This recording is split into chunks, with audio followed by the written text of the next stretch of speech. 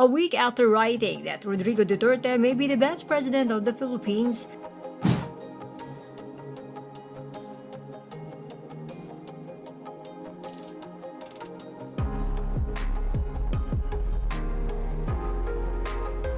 National Artist for Literature Sionil has vowed support for former Justice Antonio Carpio if he runs for the 2022 elections.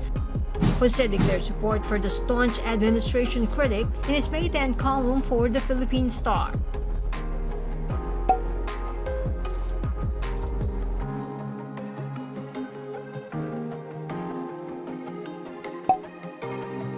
The National Artist said he will also support former Defense Secretary Gilbert Chodoro.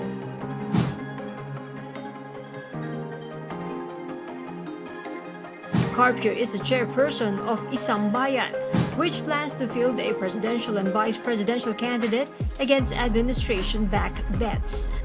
Carpio is also a vocal critic of Duterte.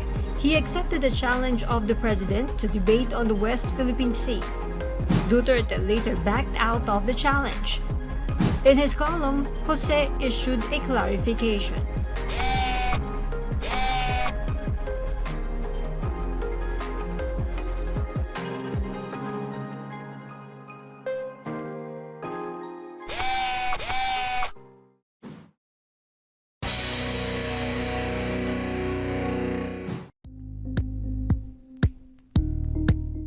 Thank you for watching Politico TV. Please like and subscribe to our channel for more videos.